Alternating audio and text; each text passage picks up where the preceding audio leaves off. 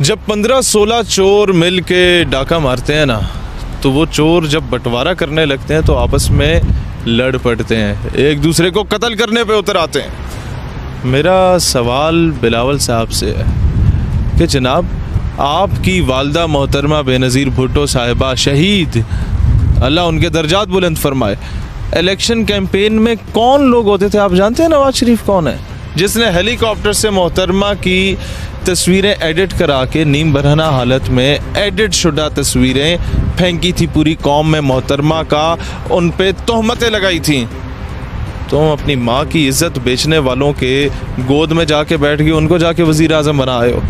तोहमत लगा के माँ पे जो दुश्मन से दाद ले, ऐसे सुखन फरोश को मर जाना चाहिए। और मैं पूछता हूँ अपने उन महाजिर भाइयों से जो अपना तन मन धन जान माल इज़्ज़त आबरू कुर्बान करके इंडिया से पाकिस्तान आया, मैं कहता हूँ इन्हें महाजिर ना बोलो, ये मुझसे बड़े पाकिस्तानी हैं। तुम लोगों की नुमाइंदगी करने वाले महाजिर को बेच गए हैं। इन्हें बताओ कि महाजिर ना नॉट फॉर सेल। और बेचा किसके लिए? जिन अंग्रेज़ों से ग़ुलामी के छुटकारे के लिए पाकिस्तान बना, उन अंग्रेज़ों के आगे तुम लोगों को बेच आए महाजिरों। कब जागोगे तुम लोग? ये कहते हैं भिखारी कौम है, बेगर्स आर नॉट चूजर्स। भाई इन लोगों को बताओ कि मेरा पठान सारा दिन कूड़ा उठाने को तैयार होगा, भीख नहीं मांगेगा। मेरा पंजाबी सारा दिन, सिंधी सारा दिन, बलोच जो है वो सारा दिन, बलोचों की भी दस्तार बेची गई है। वो जिनको बलोच कहते थे कि हमारे जो लोग अगवा हो जाते थे उनकी रिहाई की बात करने आएंगे, अमेरिका की खातिर अपनी दस्तार बेच आए हैं। हम इन्हें बताते हैं हम वो नहीं जो जुब्बा व दस्तार बेचते हैं या मसलहत के नाम पे किरदार बेचते हैं। मैं ये कहता हूँ मेरा सिंधी, मेरा बलोची, मेरा पंजाबी सारा दिन सख्त धूप में खेतों में काम करेगा, भट्टों में काम करेगा, वो चिट्टा सफ़ेद भी है, उसका रंग काला स्याह हो जाता है, भीख नहीं मांगता। तुम कहते हो ये भिखारी कौम है। और फिर मैं इनसे पूछता हूँ कि भाईजान मुझे ये बताओ, तुम लोग कह रहे हो कि ओवरसीज़ पाकिस्तानियों को वोट का हक नहीं देंगे, किसकी बात कर रहे हो? तुम्हारे पाकिस्तान, हमारे पाकिस्तान की मईशत का बेड़ा किन्होंने उठाया हुआ है? 7 सालों से एक ओवरसीज़ पाकिस्तानी बेचारा पाकिस्तान नहीं आ पाता। वो बेचारा सुबह का नाश्ता नहीं करता, दिन का खाना और रात का खाना खाता है। जो 10-20 रियाल रोज़ाना के सुबह के नाश्ते के बचते हैं वो अपने ख़ानदान के लिए, अपने बच्चों के लिए, अपने मुल्क के लिए बचा के रखता है। तुम उसको वोट का हक नहीं दे रहे, तुम उससे वो हक छीन रहे हो।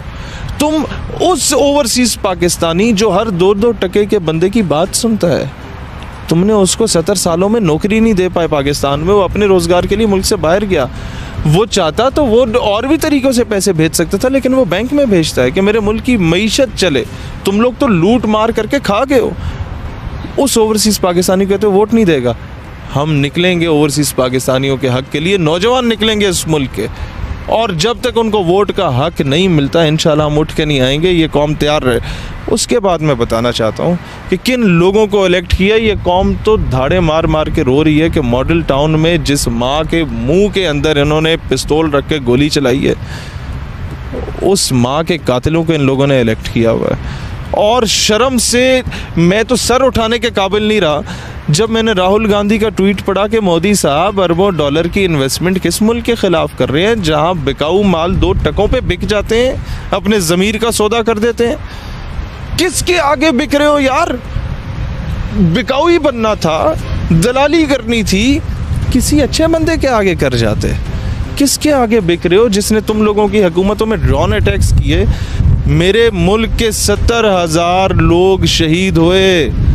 मेरे मुल्क के मदरसों में धमाके हुए, 6-6 साल के बच्चे शहीद होते और कहा जाता है दहशतगर्द मारे गए थे। मेरे APS पे अटैक हुआ, 150 बच्चे, प्रिंसिपल को जला दिया गया था उस खातून को।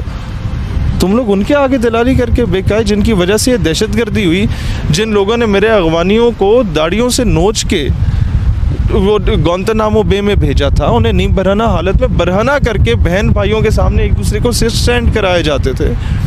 जो लोग जाके आफिया सिद्दीकी को ख़रीद चुके, हमारे मुंह पे थप्पड़ मार चुके कि मनाओ 14 अगस्त, मनाओ 23 मार्च। किस तरह मनाएं? किस मुंह से मनाएं कि हमारी बेटी अगियार के हाथों में, और उन्हीं अगियार के हाथों में तुम लोग जाके अपने ज़मीर का, अपनी कौम का सौदा कर आए हो, अपने ईमान का। यहाँ शाकिर शुजाबादी रहमत अल्लाह उनके दर्जात बुलंद फरमाए, बल्कि अल्लाह उन्हें ज़िंदगी दे। शाकिर शुजाबादी कहता मेरे मुल्क खुदा डॉलर मेरे मुल्क नबी पैसा इथे अमल ना कोई आवे इथे मेहमान विकदे ने अमल कांसी के बारे में कहा गया था।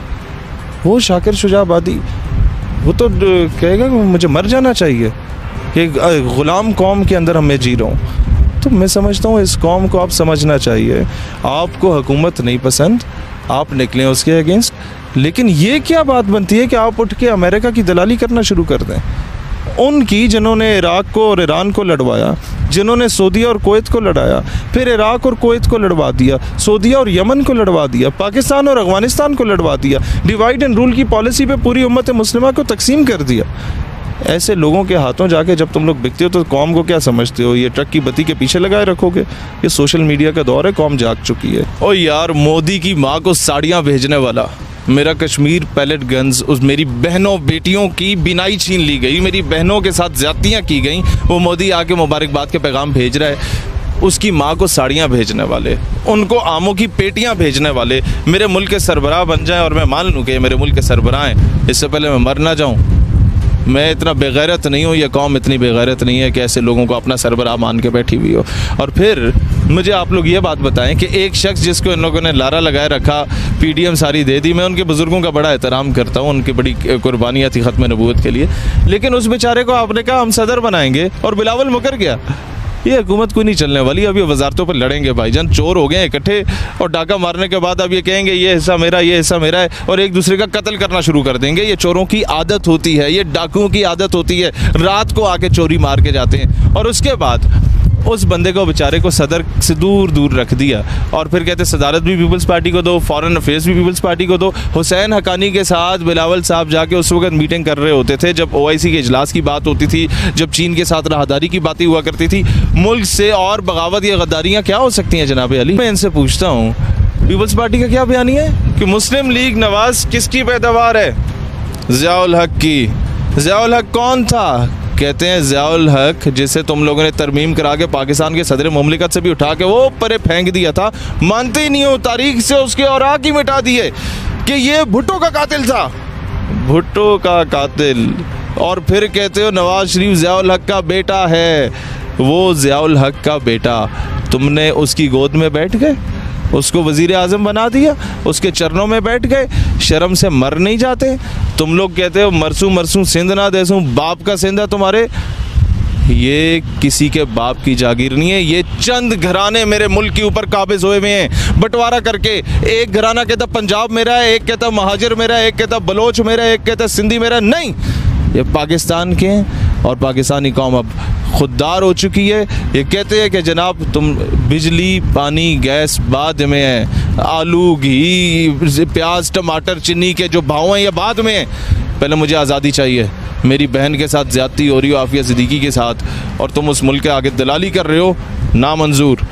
मैं तुम कहते हो जी सोने की सड़कें दे देंगे, सब कुछ दे देंगे, दूध की नहरें बहा देंगे, बहा दो, लेकिन ऊपर जब ठप्पा लगा होगा कि यूनाइटेड स्टेट्स ऑफ अमेरिका की एक छोटी सी एक गली ये भी है पाकिस्तान जिसको कहते हैं, मुझे बताओ ना हम सर उठा के कहाँ जिएंगे? मुझे ओवरसीज़ पाकिस्तानियों की कॉलें पिछले 3 दिनों से इतनी आ रही हैं और वो रो रहे हैं, कहते हैं हम सर उठा के जीने के काबिल होने ही वाले थे कि हम लोग अमेरिका को आंखें दिखाने लगे थे कि फिर ये लोग जाके कौम का ज़मीर का सौदा कर आए हैं।